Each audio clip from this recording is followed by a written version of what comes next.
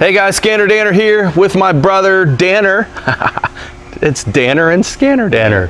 We're at his Danner's Automotive. At Danner's Automotive in Bethel Park, Pennsylvania. Bethel Park. Look him up. 2000. Give me a week or so because I'm busy. Give him a week or so. He's booked. 2000 Sebring. You guys will remember this. We put a starter or diagnosed it as a faulty starter at Latour's Auto. This is from Latour's, and it has a running problem now. And history is really, actually, the history for me was Pete called me and said, hey, this is doing this and this, and I was trying to help him on the phone. Yeah. And he had used parts. He had used parts from his other engine that he had swapped over to this one. He said. Yeah. Like, I don't know, did he do the crank sense? I heard you talk. I just asked him now. He's not sure. Yeah. He told me he did, but I mean. That's what he said, and then he thought about it, and he's not sure now. Okay. So before we cover your stuff that you tested, I see you already have a fuel pressure gauge on here, which is cool. And you took a fuel sample, which I saw sitting. Yeah.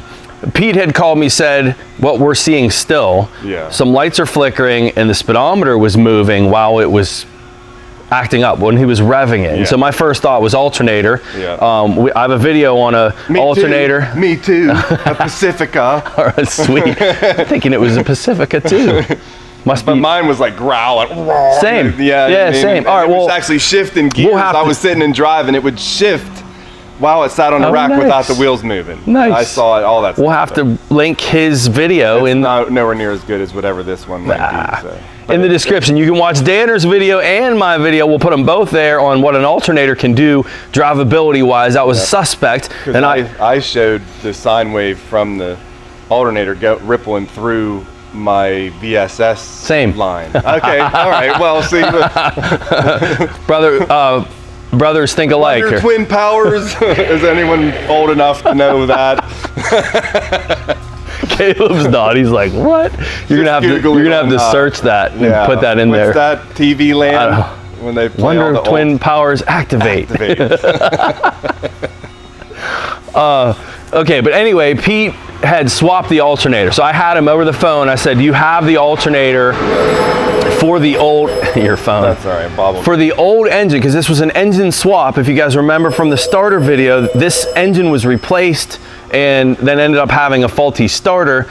And we had talked about that. But anyway, he had the alternator for the old engine and swapped it over, and that didn't fix it. So, and then something else.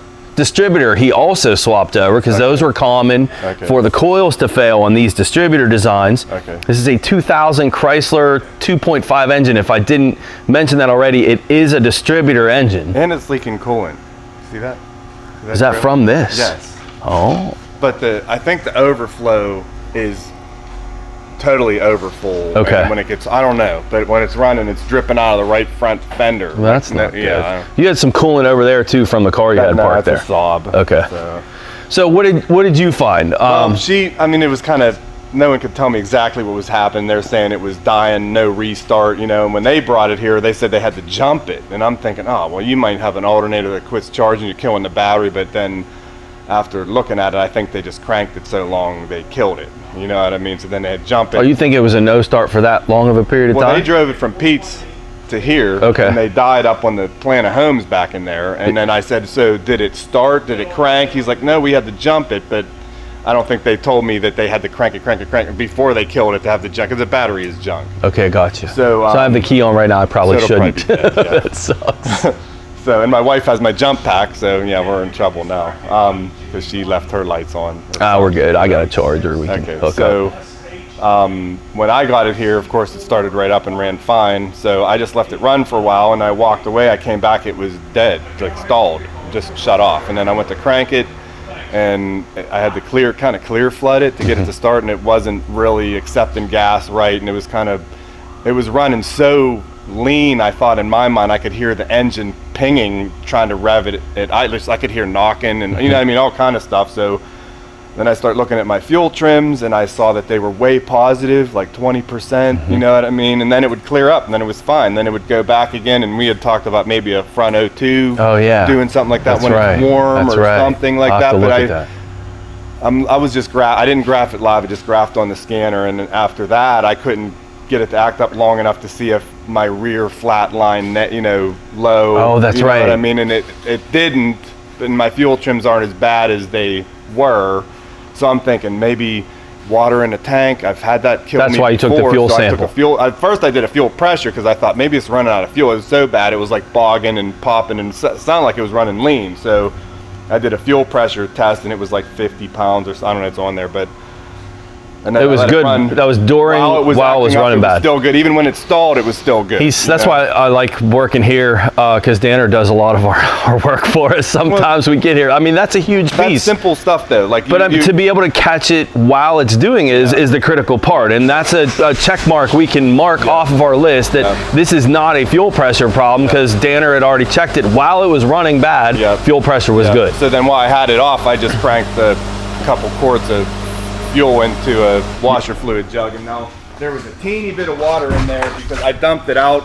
If you look real close, I mean, you won't see it, but there's a teeny bit of water at the bottom, but I think it was from the jug. We were using this to clean the floor, had water in it, and I didn't spray it out. I just, I was looking for crud and like heavy separation. I didn't see anything. So gotcha. I think I eliminated it from contaminated fuel issue, unless it's at the bottom and it's got to get churned up, because I checked that first thing in the morning. I didn't let it get, I don't know. So that one I'm kind of pushed off to the side right now.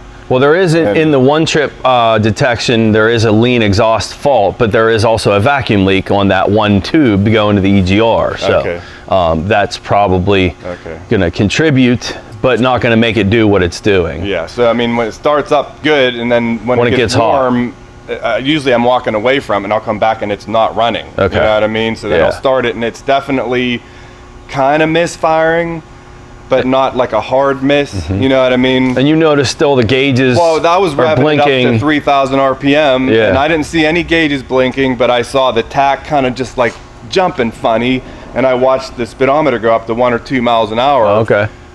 Just sitting here in park, revving it. So I don't know if that's internal cluster stuff, or if you have something rippling through, like we were thinking originally. 2 different alternators, same problem, and then also they swapped the distributor out too, if I didn't mention that already. So, but that's where we are. You haven't been able, Danner has not been able to have the time. It's been time. If you get a pan around the shop real quick, Caleb, just real slow, kind of the shop and then the parking lot. There's a reason why we're here helping out. Is my brother is a busy man, and so we're gonna handle this for him and for Pete. It's your comeback anyway. It is my it would be my comeback. Well, you didn't do anything. You just over the phone stuff. So you try to do, sometimes when you got something like this, that how much stuff has been out of it. No, for sure. You want to have, like I did with the fuel pressure. You Pete, do this and this. You have the parts, just do that first. You know what I mean? So I'm just picking on you, man. No, all good, all good. We got to prove what I tried to help Pete with over the phone in swapping the distributor, swapping the alternator. He had the parts sitting there from the engine, and it was just I couldn't help him at the time, and that was the path that we had, and that didn't fix it. Same problem with both those parts. Doesn't mean those parts are good. We're going to confirm it. We'll see what we got. We'll go from there. Thanks, brother. So what are you doing right now? Just a quick code scan, and I'll show you guys what I did before we turn the camera on, which is right there, no codes present. And then I did a one trip, which is basically a maturing code on this car, and we have a fuel system lean code. So that kind of goes along with maybe what my brother was talking about. But that could be related to the vacuum leak, which we found last time we were here. We just looked at the car briefly, Caleb and I, on the last filming day, and I had noticed that vacuum leak, and the car was running fine at the time. We didn't have time that day to look at it. So I'll get you guys on that in a second. I want you to hear this thing run. It actually is running good at the moment. And why don't you come over here, Caleb, and let's get a shot of the instrument cluster so they can see what the gauges are doing. So notice the track light is kind of blinking, and I noticed the ABS light was too when I pulled it in, not the same rapid blinking. I'm putting it in gear. Let's see if we can. It's just kind of odd that that track light, which is your traction control, the car's running good right now too. We can scan that system, see what kind of faults are in there too, but kind of weird that that's the way that was blinking. I don't see the speedometer moving. My suspicions are, believe it or not, maybe a crank sensor that's misadjusted, rubbing on the flywheel. I have some videos on that on these early model cars for Chrysler. And as far as direction, where we're going, I think I'm gonna probably get the scope set up on the cam and crank sensors just because, you know, while it's running good, I'll probably do that. Something else that I can do for you guys right now is let's look at the fuel trim. This is a speed density engine, meaning it's a MAP sensor only. There is no mass airflow, and vacuum leaks on MAP engines, speed density engines, do not cause the same types of lean conditions as mass airflow systems do. And so I honestly don't expect to see the fuel trims being all that positive from this vacuum leak. So there's your short term, there's your long term. And yeah, we're at 12%. Long term's -5, so you know, some kind of a counter fuel trim going on right now too. So it is a little bit lean. Let's look at our O2s as well. Yeah, we have an IAC step or count of near 0. And what that means is you have a vacuum leak. When you see an IAC count on a MAP engine with close to 0 steps or counts, that's an indication of a vacuum leak. For you guys that want more information on that, I have lectures and case studies in chapter 1 of my material where I cover this exact scenario: a vacuum leak on a MAP engine, a vacuum leak on a MAF engine, what to look for vacuum leaks. And one of them on MAP engines that use a stepper type idle air control valve is look and see what the command is. It gives you a guide. This is classic vacuum leak type stuff. I think what we'll do next, Caleb, let me show you where that vacuum leak is, and then I'll come back and look at my scan tool a little bit more, maybe hook up to the cam and crank while it's running good, and then we'll compare it when we can get it to act up, which is when it gets hot. And that upstream O2 looks a little bit crappy, but that's also scan data. Let me see if I can. All right, yeah, we do have reaction of the downstream sensor, which is behind the cat. That's a good test for you guys when you're dealing with downstream sensors that are flatline on you. Remember, the catalytic converter is there and is going to affect how the oxygen sensor reads. And so what we want to do is flood the exhaust with fuel and air, and you can do that by snapping the throttle, and then you can look for a reaction of that downstream sensor. And that's really what I just did right there. And that tells me the downstream sensor is at least functional and working. Okay, vacuum leak. All right. Here, right here, it's a pretty bad leak. Yeah, you can hear that. Yeah, let me get my mic close to it.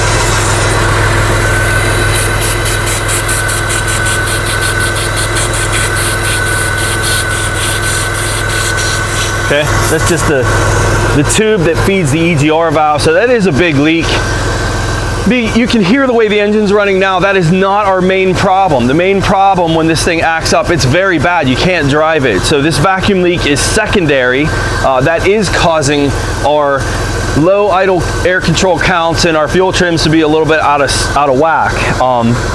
But again, that's not going to be our issue. Okay. It is a problem, it is not the problem.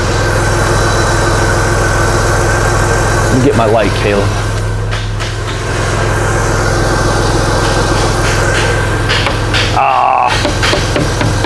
Composite hood coming outside. Get my pocket screwdriver. What I need is, people are asking for it too. It needs to say SD, don't be a parts changer on that pocket screwdriver.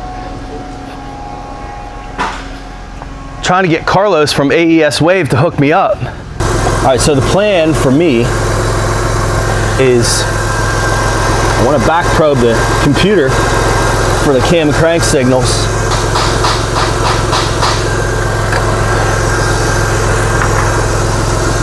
And I've done so many of these over the years that I think I actually know exactly what wire colors are the cam and crank. That's the beauty of being a mechanic for a long time when you have these older cars. This is a 2000, and you've worked on so many of them that it just provides you with speed when you can learn systems, designs, wire colors. I'm pretty sure I remember them on this one. It also helps that I'm an instructor, and over the years teaching on these systems, you learn them even more. All right, it's these two. So on this year, the gray with the black and then the tan with the yellow should be cam and crank. Should be these two guys right here.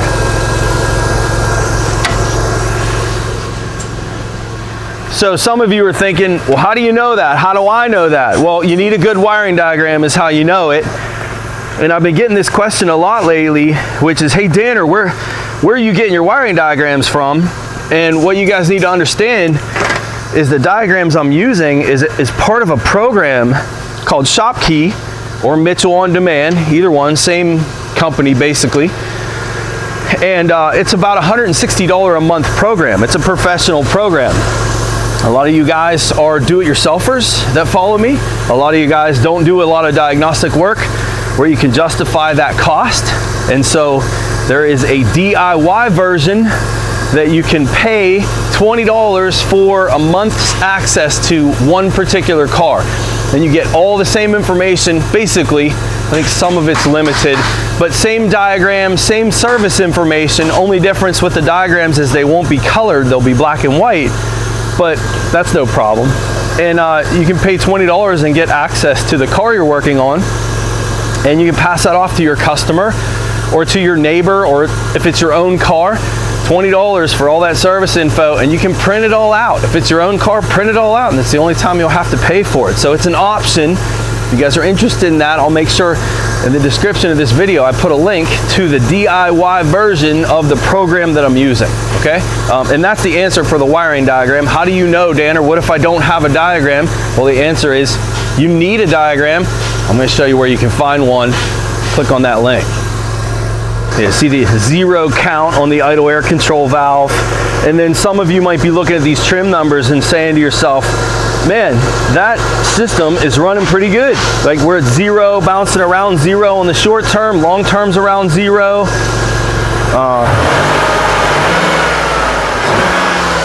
Want to make sure we're still in closed loop here. That's why I revved it. We are. And so some of you are thinking, how can you have that big of a vacuum leak? That thing's still there, listen. How can you have that big of a vacuum leak and have normal fuel trim numbers? The answer is, this is a MAP engine. It's a speed density engine. They operate differently. You need to learn your systems. Scanner Danner Premium's where it's at. That's chapter 1 material, my friends.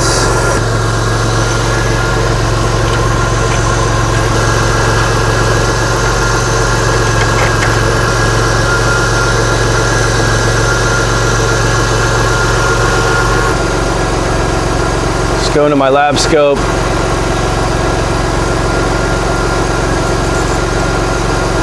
I'm going to turn second channel on, and we'll go 10 volts on both. These are 0 to 5 volt square waves. I'm not sure time based initially. We'll go 100 milliseconds. That's the crank. And that should be cam. Bam. Who's your daddy? Oh wait, it's me. Right, Caleb? For those of you that don't know, that's my son behind the camera. So yes, I am his daddy. But good. Wow, don't put the camera away. I wasn't putting it away. Why? Well, you moved it away. We're gonna use that whether you want to or not. Good looking cam crank signals. You know, we can show the screen for everyone else. You don't need to show that. The idle just changed, but we want to watch this. Caleb, we've done these before on these Chrysler systems. Let me pause and zoom out. This is going to be for you as we watch this. You see the groupings on the crank, groupings of 4, 4, 4, 4, 4. Does that sound familiar? We've done these. And then the green square wave is your cam. And so, you know, that's a good looking pattern. That's what we want to see. And we'll run this and we'll wait for it to act up. We're ready to go as far as cam and crank goes when this thing acts up. If we can get it to act up, we may have to close the hood to get the underhood temperatures hot. I'm not overly concerned of the idle speed change. Remember, we have a big vacuum leak, Caleb, so that can change how the computer reacts. As far as idle speed control goes, our fuel pressure, that's my brother's fuel pressure gauge. You can see that we're holding pretty steady, about 50 PSI. I'm going to do a couple revs. Stay on that.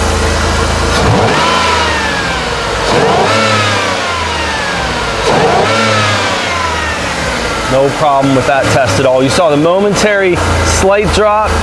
This is a returnless fuel system, meaning the fuel pressure regulator is in the trunk and there's a little bit of delayed reaction when the regulator's way back there. Totally normal snap throttle test. At this point, we're in a holding pattern. We need this thing to act up. It does help. Cooling fan just turned on. It does help when you're in the shop that at this point you're ready to go. I think you close the hood, you grab another car, you start working on that right next to this one, and you pay attention to it, and that's the way it works when you're working in the field. That's what I would do. At this point, I'd grab another car, close the hood, let it run, and just go from there. I think I want to do that. I always hesitate to close the hood though with a fuel pressure gauge connected, just from safety. You know, getting the underhood temperatures that hot with an external gauge is not necessarily a good thing. So I'm not going to do that just yet. I'm going to leave the hood open, and hopefully we can make this thing do something for us.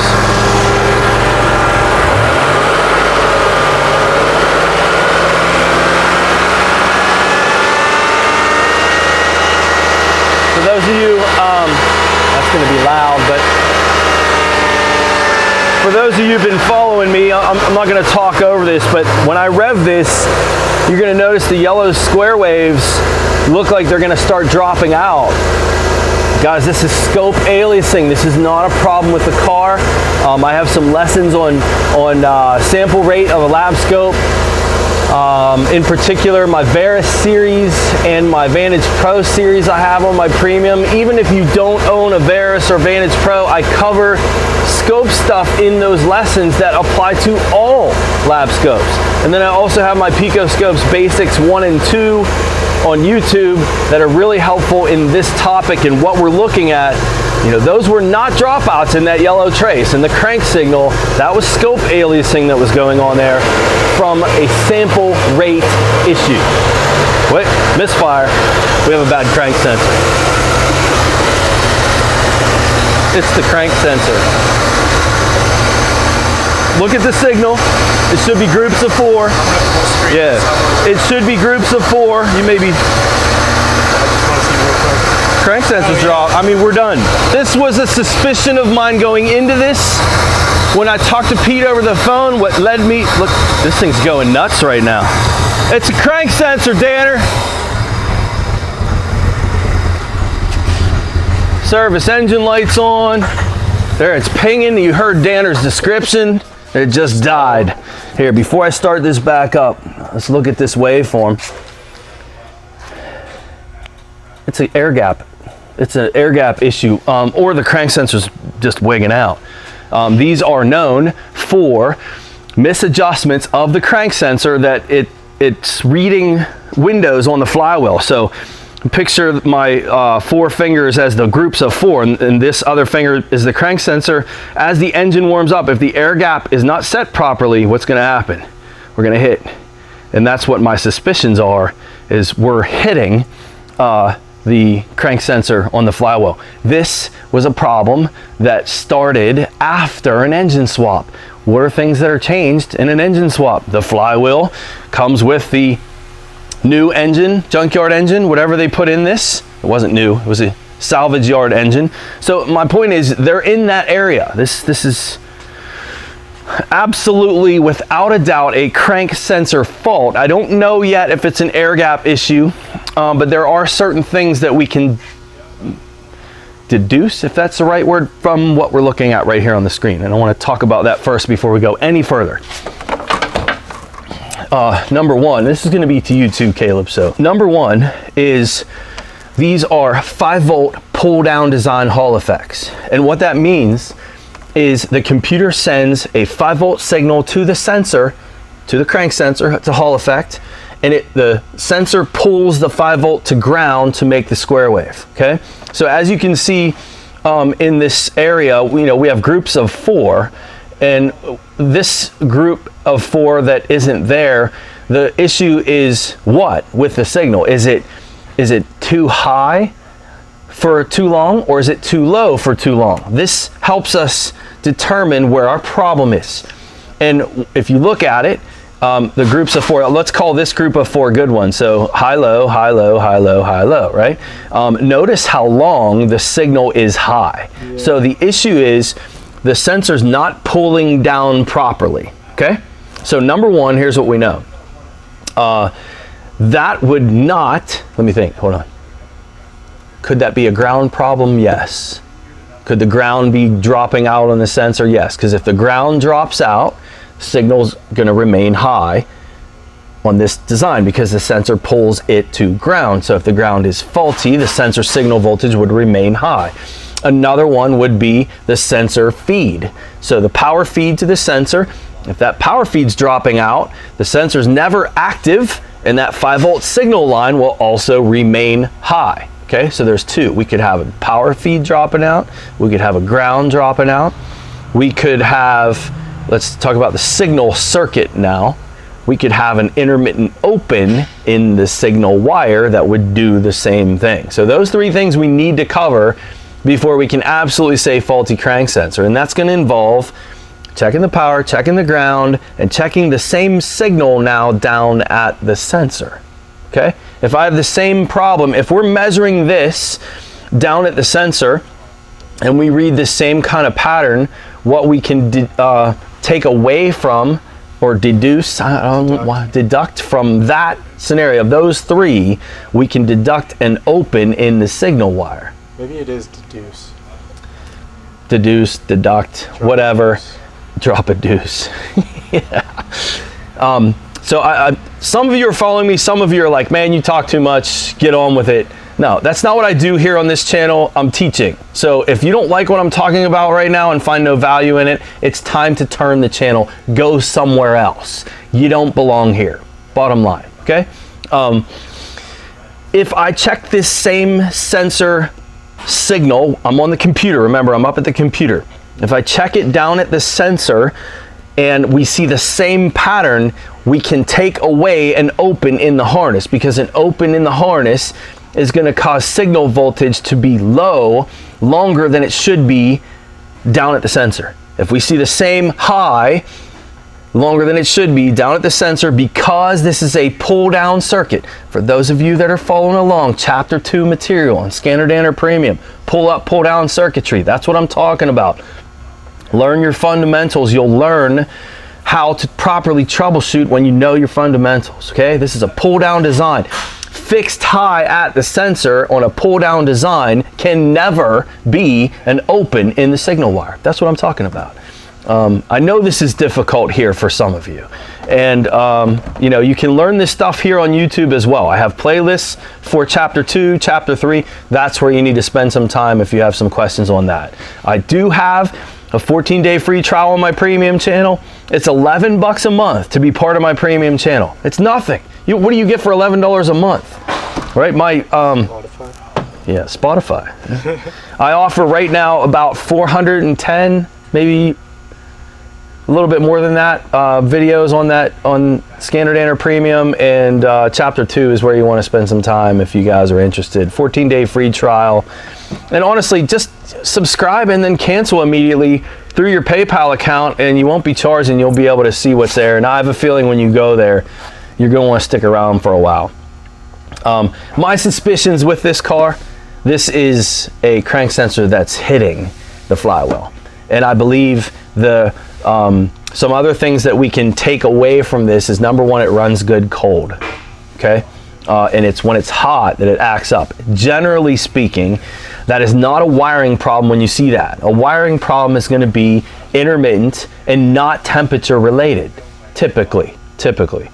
So I'm not suspecting a wiring problem, but I know you guys hold me to a high standard, and I am not going to change a part here, and we're going to confirm power and ground and open down at the crank sensor. As much as that's going to suck for me to do on this, I need to do it to show you, but this is absolutely a crank sensor fault. My brother had mentioned seeing the tachometer drop out. That matches, right? We also know that the pinging and detonating we are hearing is because the crank sensor signal is what coordinates the timing for this engine. And so we have spark that's occurring at the wrong times because of this crank sensor signal. And so again, that matches the symptoms of pinging and detonating. And I did notice that I had a check engine light come on, and let's go see what codes we have. Just a fuel system lean code. Man, would that throw you for a loop? Fuel system lean. What happens, guys, when you have a misfire? What happens when you're firing the coil randomly and at times where you shouldn't be? You're going to have unburned fuel. Some of you are thinking, well, that make the O2 go rich. No, unburned fuel and oxygen from those cylinders that's being dumped into the exhaust system. It's going to drive your O2 lean, and your fuel trim's positive. Guess where that fuel system lean code's coming from? It's coming from this misfire. Talk about something that would throw you for a loop as a rookie, or for those of you that maybe stumbled upon my channel because I'm going to tag this thing with a P0171 fuel system lean code. And what's the parts store going to sell you? So I'm speaking to you code reading parts store, you know, not just the parts stores. Let's not throw just them under the bus. I'm going to throw my fellow technicians under the bus here too, because too many of you, probably not that follow my channel, but some of you that will stumble upon my channel think that you can read a code and change a part. And that's just not the way it goes. What part are we going to change with a 171 code? Lean exhaust. Vacuum leaks, we found one. Oh, we should fix that vacuum leak, right? That's going to fix the car. Nope, not in this case. Oxygen sensors, you'll be sold oxygen sensors. Maybe a mass airflow sensor if it's had a mass airflow. A fuel pump, right? Injectors, lean conditions, that's what you're going to be sold. And you know, those of us that know better know you can't change a part based on a code. But there's a problem in my field too, and that is too many garages do the same thing the parts stores do. The only difference is the garage charges the customer $100 for a code read and then a parts change. Well, no wonder the customers are going to other places to get their cars worked on, because you're not fixing the car. So speaking to the garage owners and technicians too, if you want to even call them that, is you can't read codes and change parts, guys. That's not the way it goes. Troubleshoot the problem. Use the code as a guide. Okay? That's why a lot of you are on this channel. You know what I'm talking about. We have a crank sensor problem, which would be nowhere in a fuel system lean fault list. It wouldn't be. Okay? That's crazy. Cool. Crazy.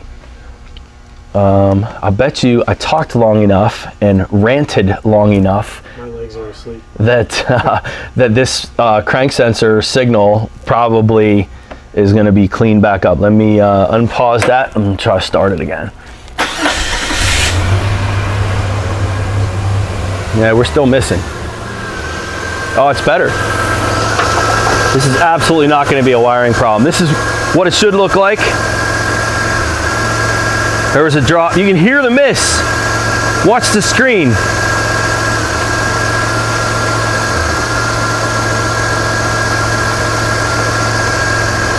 Yeah.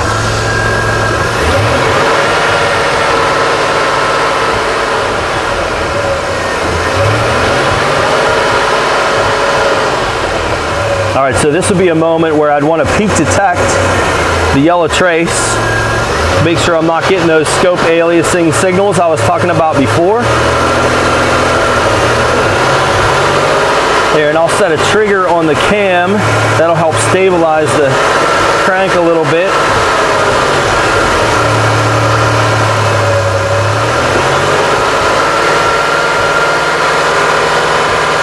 Let's do a little bit less time.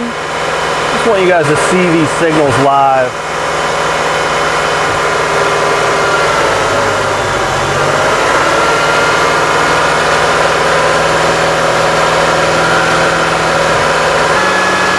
Definitely temperature related.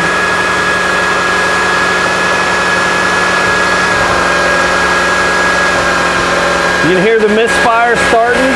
You start seeing the square waves getting all wigged out at the same time.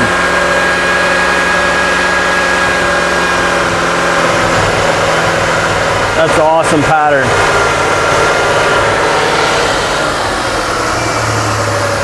See if I can show you the trim numbers while that thing's missing. Probably going to see these trims go way positive from the misfire. Cam crank. Notice the sync keeps saying lost.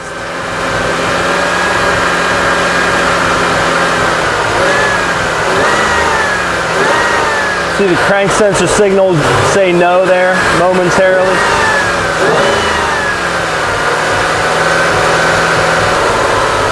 Get this thing to miss bad enough, you're going to see these trim numbers climb rapidly. Look at that short term. Watch that guy. Look at that thing climbing 20. There's your lean condition. Bad misfire right now. Crank sensor signal saying no. Current sync is saying lost. There's your fuel trim problem. Starting to knock and ping. Buried at 25%. Misfires. What kind of condition does a misfire cause? Lean condition. Those are some good captures right there. Can't change parts on a code. Don't be a parts changer. Yeah, there's your signals right there. That should be a group of 4. All right, cool. We can actually do a little bit more deductions from our list right now. This is not an open in the signal wire. Notice on this group of 4 that we have right here in the middle of the screen that we have a period where it's too high for too long and then too low for too long. And this is at the computer.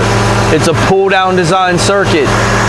Too low for too long of a period of time, it cannot be an open. Can't be. Should I draw it? Why it can't be an open?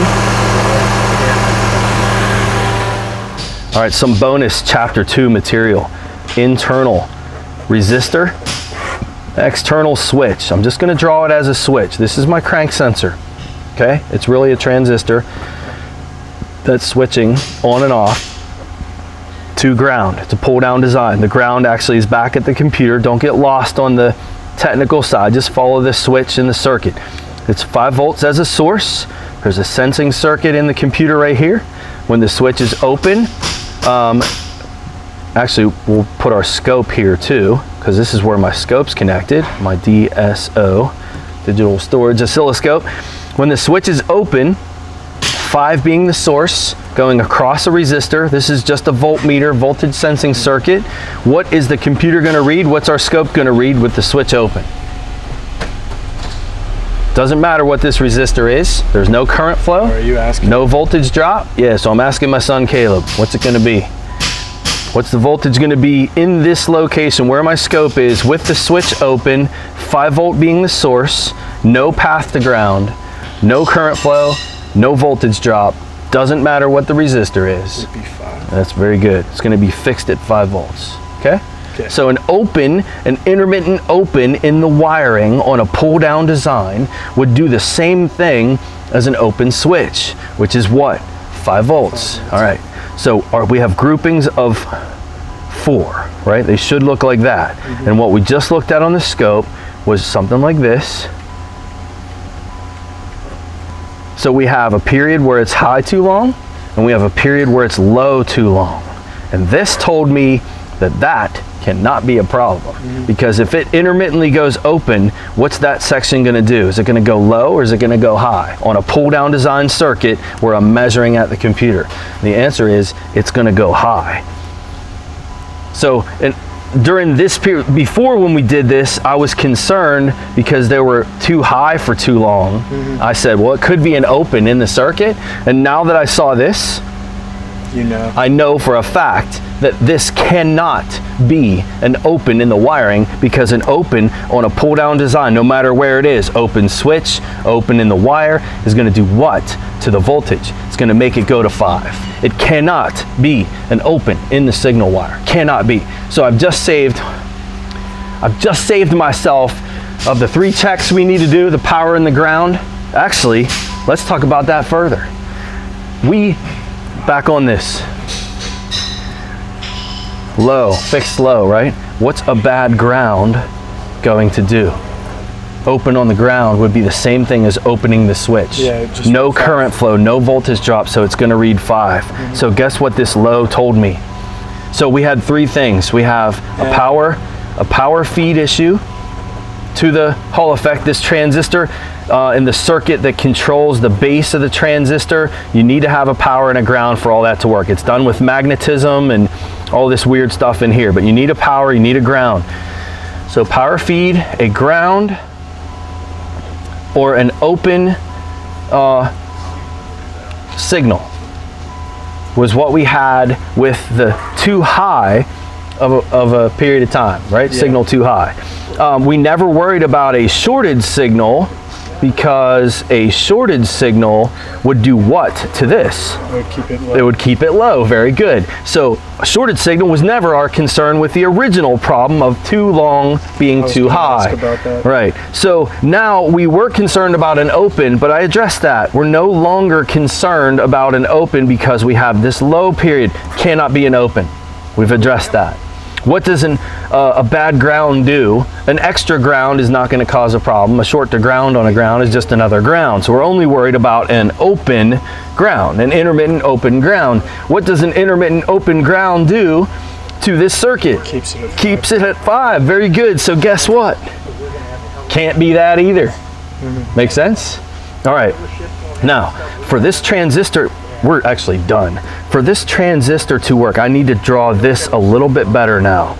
This power feed, so let me do this. Draw it on the back. Okay. So we have a transistor. This is inside of this Hall effect now. This would be my electronic switch.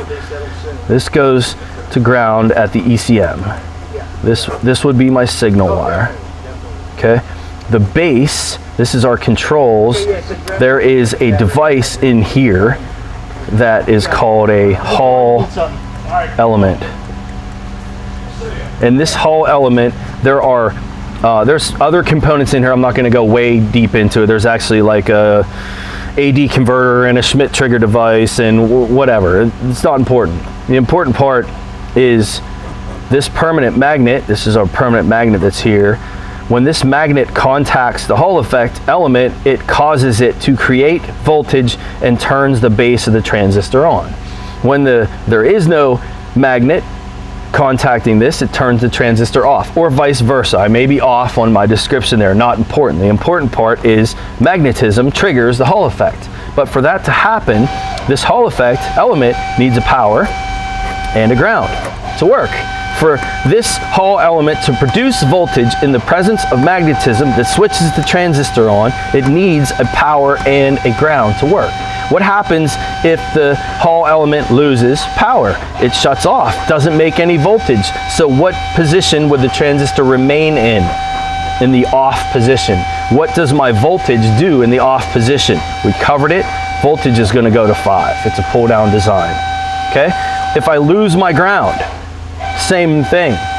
Lose the ground, we never produce voltage, and so what happens? Transistor remains off and we stay at 5. back to this. The fact that we saw two different conditions, high all the time, low all the time. The low all the time, not all the time, but for too long, right? This is high for too long, low. The low one, guys, that's fixed low, what state is the transistor on?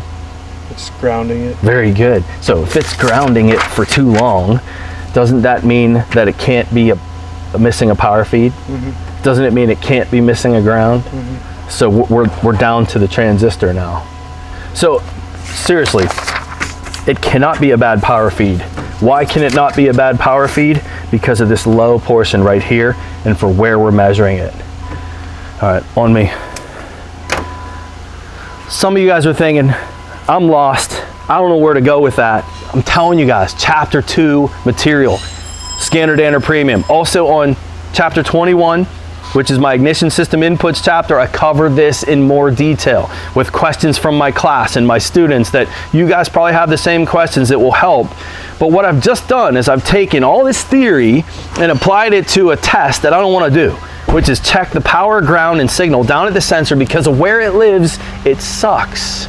We're done. There's only two options left: faulty sensor or an air gap problem. That's it. That's it. I hope you guys followed that. If I'm in the field right now, I'm done with this car. It needs a crank sensor. I'm just gonna put a crank sensor in it. I'm not gonna mess around. Put the new crank sensor in, you'll fix the air gap issue. But, okay, I think maybe we can try, because of all the parts that were thrown in this, maybe we can try doing an air gap adjustment and fixing this car. That's what we're gonna try to do. All right, so there's a problem with where we are now and what I just said, which is let's set an air gap adjustment and see if we can fix this. And the issue is, the whole time I was talking over there, this thing's been running pretty good.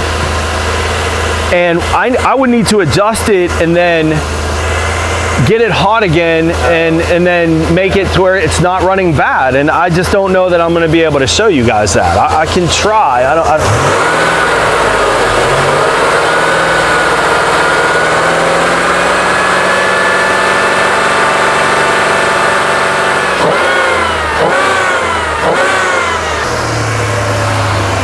Don't know that I'm gonna do anything else here.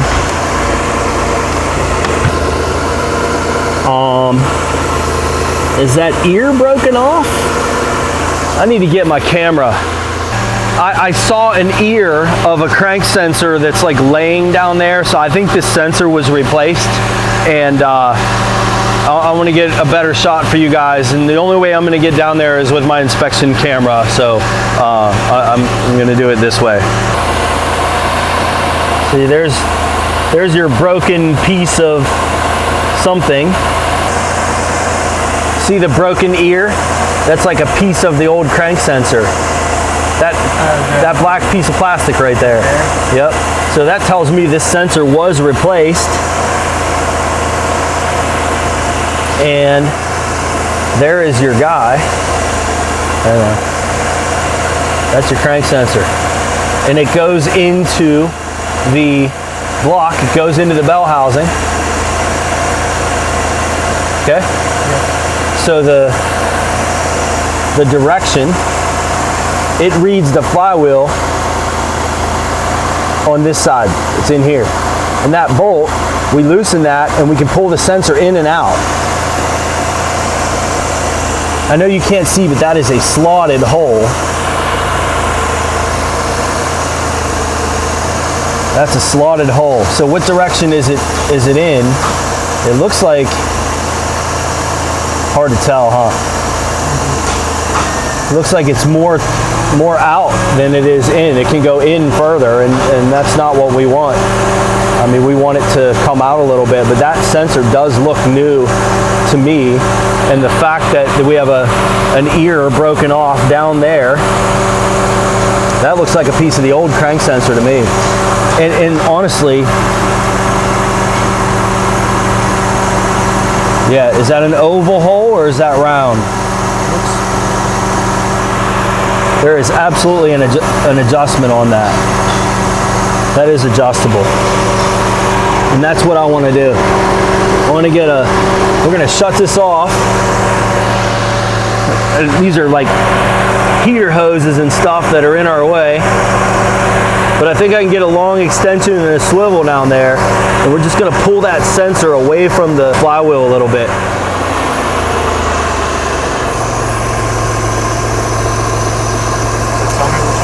I'm just putting a screwdriver on it just so I can feel the screwdriver and see if I can feel the flywheel hitting the crank sensor. It's kind of what I was going after.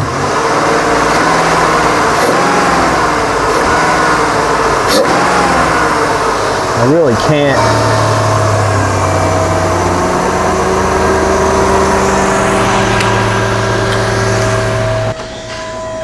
Those waveforms got all weird looking. When? Whenever you, I think we might have bumped something. Oh yeah, I did. I knocked the ground off. Since you mentioned that, what I can do is smack on it.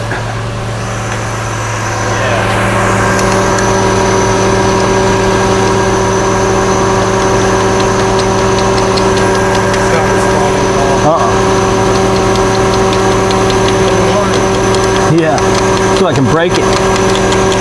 No, I'm pretty convinced this is an air gap issue, like that we're hitting, in which case we damage the sensor. Dude, this crank sensor lives in a crappy spot, man.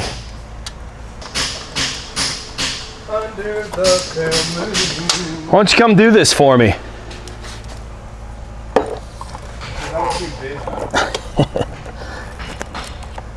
That is a 10. No, I got it. I just don't feel like it, that's all. I'm gonna try to pull it away, Danner. You think it's hitting? I think it's, well, it's either bad or it's hitting. So if I'm gonna lose. You're actually seeing something. Oh yeah, totally. I don't have it on here. It's on film. I didn't save it there, but I'll tell you that I'll watch it later. But it was completely wigging out when this thing was spark knocking and doing its thing. I got it to do, absolutely, and it was just firing the timing. It's firing the ignition at the wrong time. So, and it, honestly too, the fuel trim's maxed out during the event as well, which is where our lean condition's coming from. Okay, that makes sense. If you have that bad of a misfire, nothing's burning, you're going to see that O2. Exactly. All right, cool. Sorry guys, there's no way that I'm going to show you what I'm doing here. I mean, I can barely see myself. This bolt wasn't tight. I mean, when you were showing me on film? Yeah, I mean, it wasn't loose, but wasn't tight. It wasn't as tight as I'd like it to be.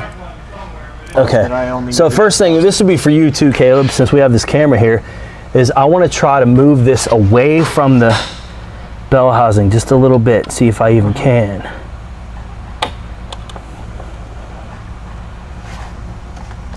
See if I can. I have the bolt loose enough.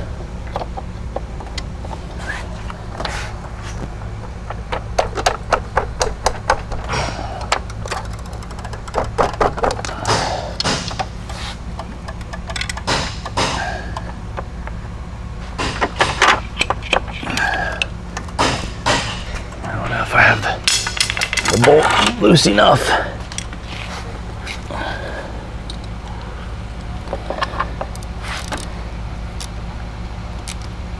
I definitely didn't. I need to move it not toward the bell housing, but away. And if I can't move it any further away, then we're done.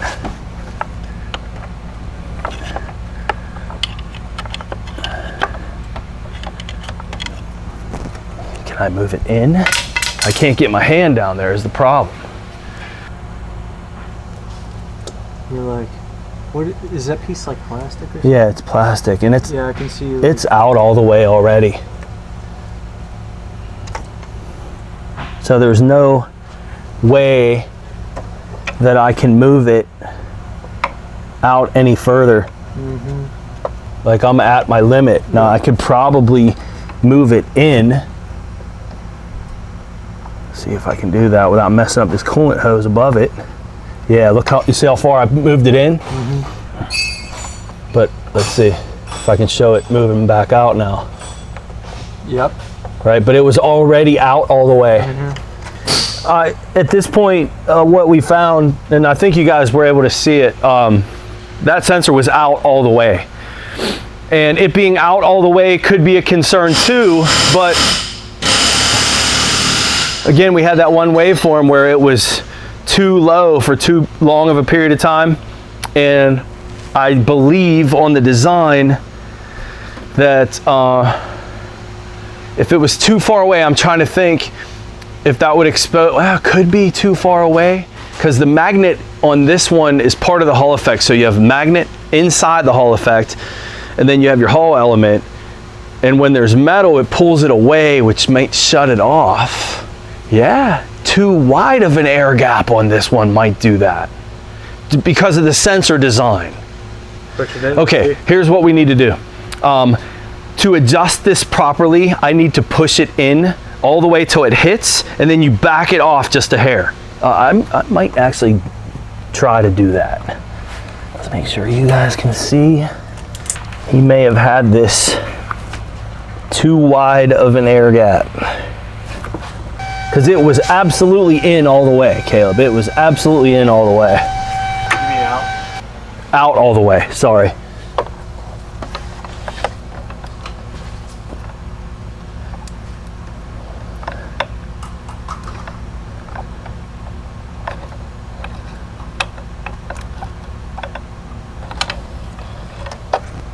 I really need to get my hand down there. Problem is those coolant hoses are in my way and I can't. That's where it was when it came in. It was all the way in like that. That is all the way in, and I don't want it to be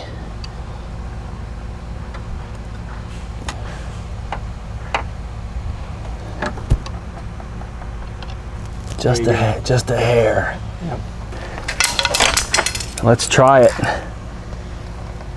I think I might need to elaborate on the magnetism in the air gap, being that the magnet is part of the Hall effect on this. Could too wide of an air gap have caused our issue? I don't know. I think honestly no. Hitting, yes. Too wide of a gap, I don't think so. But that's a pretty cool camera shot. Swivel sockets for the win, right? That should be good. So we actually, that looks like we're almost in the same spot. Hard to tell.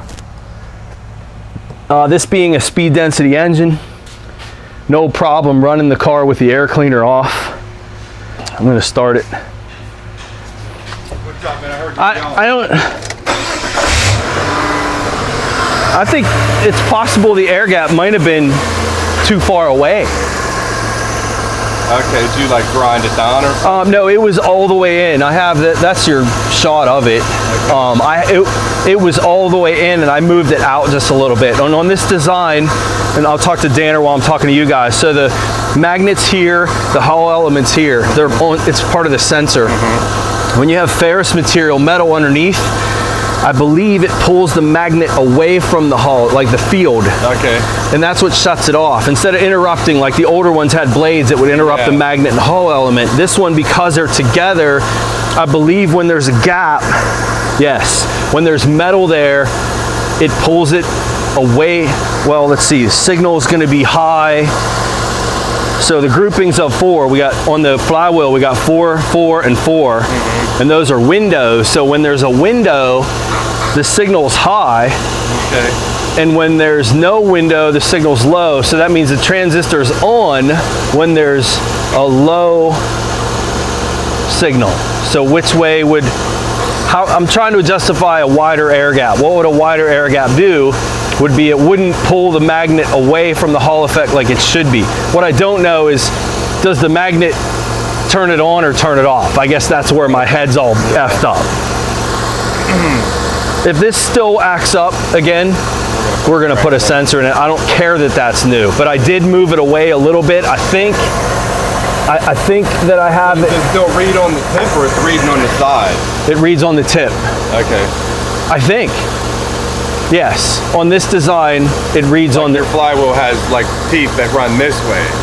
yes. Not, or it's this way, but It has it's a- right up top. It has Or it's at windows, like either way. no, the flywheel teeth, and then you have this area that's flat next to the teeth, Okay. where the windows for the sensor are. So unfortunately, now the only thing I can do is wait.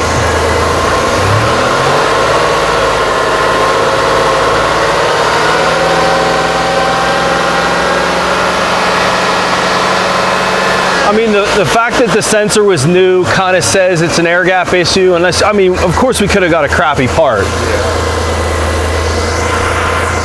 But I don't know when they changed that crank sensor. Clearly they did, because I have a broken piece of an old one down there.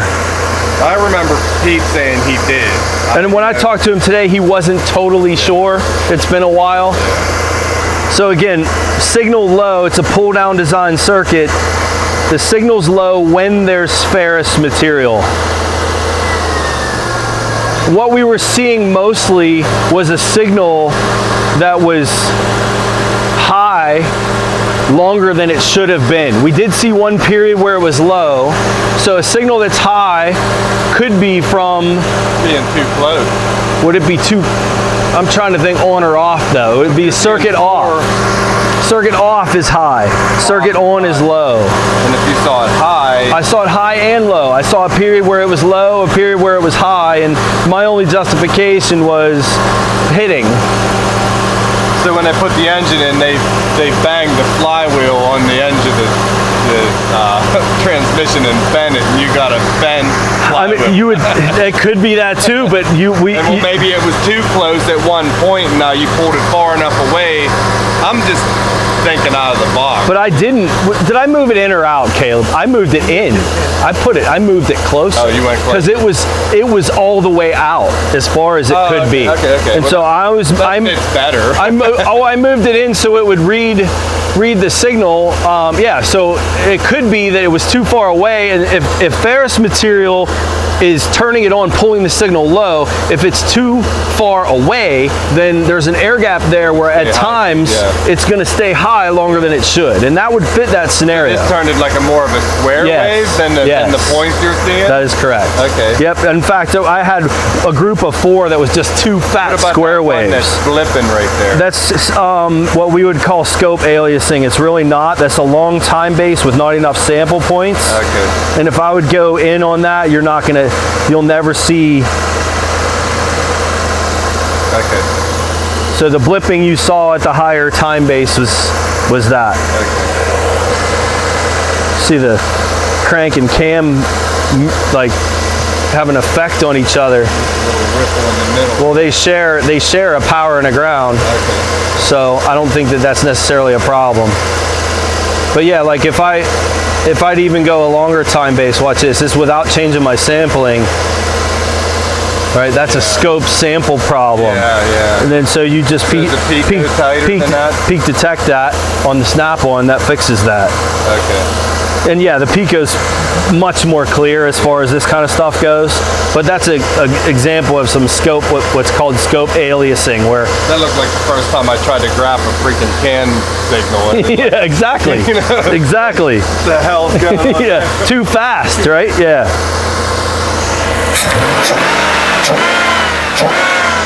None of those were dropouts that you just saw.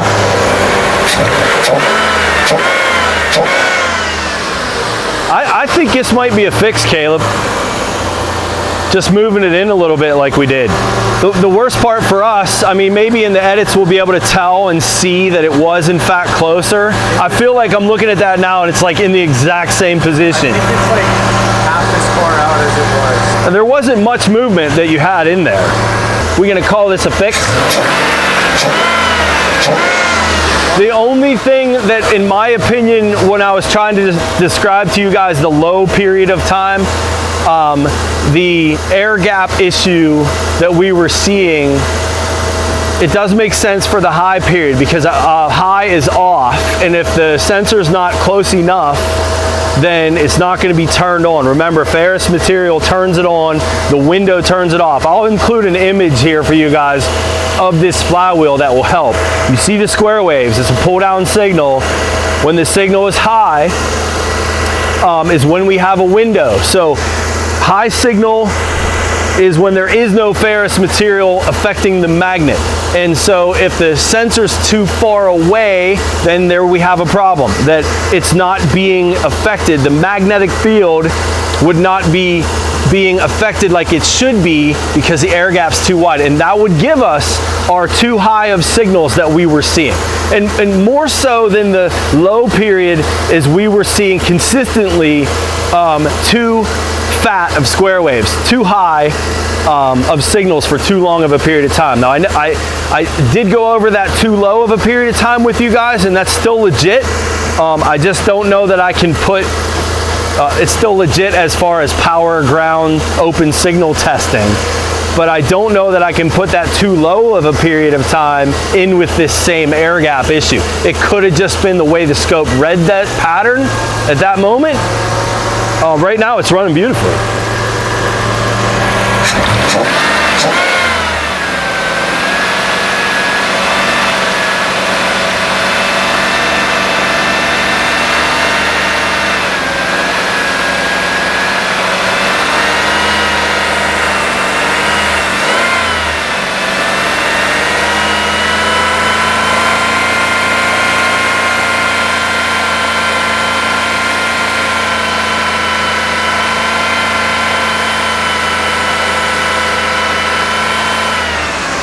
There are certain parts that the camera messes me up with, guys, and that would be, I wish I would have saved those Veris files. The only way I can review what I had now is to go back and view it on the video. I never saved it on the scan tool, and I should have, because I think what we'll see back in the edits is we'll see when this thing really starts to wig out is the high portions go wide. And I jumped on that low one because I was trying to avoid the power, ground, signal circuit tests, which are actually really easy to do. The connector's right there, so it wouldn't be hard to do that anyway. Completely not necessary for this. I think it was a good lesson regardless, and I'm gonna call this a fix. And if it ends up having any other issues, then I'll have my brother put a crank sensor in it, or we'll give this back to Pete and have Pete put a crank sensor in it. But I believe he had his air gap too far away, and all we had to do was close it up a little bit, and we're good to go. And I guess that makes sense too from an expansion standpoint. As the engine warms up, what's gonna happen is the air gap's gonna change based on heat and temperature. We're going into an aluminum bell housing. The bell housing's aluminum, the flywheel is steel, flywheel's attached to the engine. I'm not sure which one gets hotter and expands first. I would imagine the flywheel maybe, I don't know. But air gap issues is what we're calling as the fault, and pretty sensitive. I didn't move that very much, but I think that's it, man. I don't see a reason to sit here and run it for another hour just to prove it. I'll just do it for another minute or two, and then we're gonna wrap this up.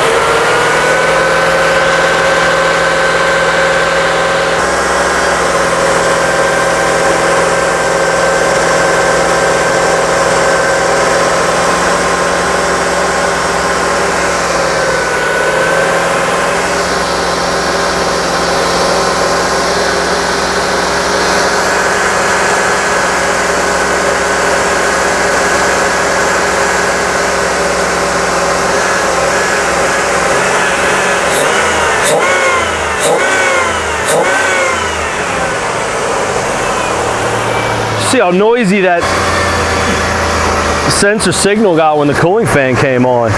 I do have peak detect turned on though too.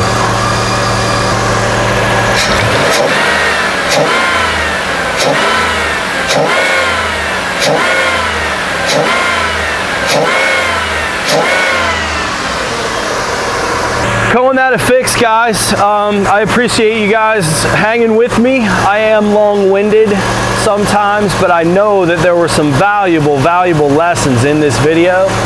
And again, for you guys that are unfamiliar with Standard Premium, go to my website, scannerdanner.com, sign up for the 14-day free trial. After the trial, it's $11 a month after the trial. And it's pennies per day, like 36 cents a day. You can't beat what I'm offering on that channel when you're just starting into this field, getting into diagnostic work, and you really want to learn your fundamentals. That's what this is about.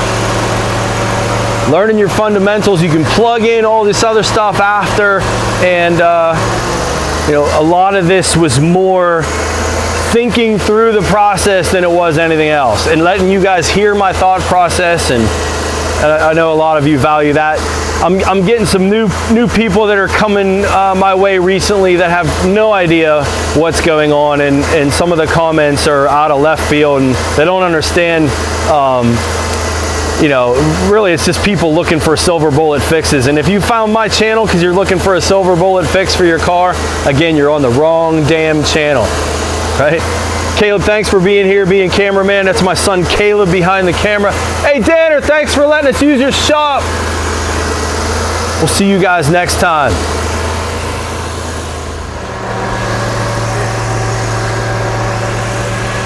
I almost forgot, there's one other thing I wanted to show you guys. One is I want to clear these codes.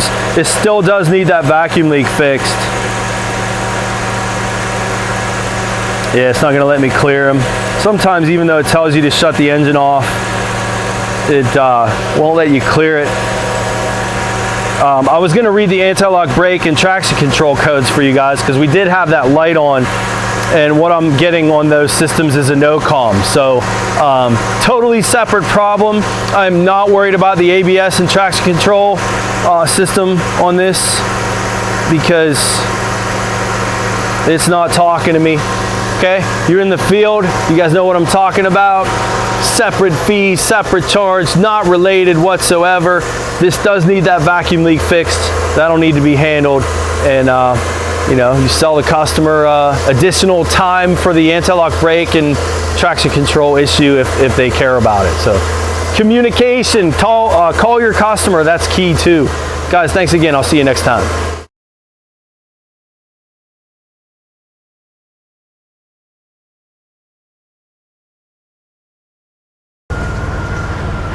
Hey, some quick bonus material for you guys. This Sebring that we did a starter on for you guys, and then actually they haven't seen the other one yet, huh? I'm not going to spill the beans on what we did. They haven't seen it. Last time we were here, we filmed this car. It had some crazy issue, and it's been like over a week and it's not acting up anymore. Right. But it's at a 1291. Is that what I showed you? I think so, which is an idle air control. Remember, we had a 0 count from the vacuum leak. Vacuum leak's fixed over here.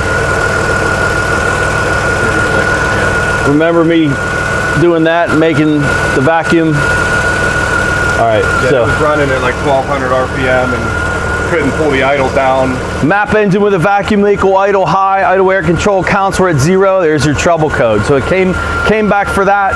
Yeah. But the car's been running beautiful since our fix. So I don't know. I can't talk about it much more because they haven't seen it yet. That's so. All right. It's there now. Yep. So you can just put it as part of the video and no one even know a week went by.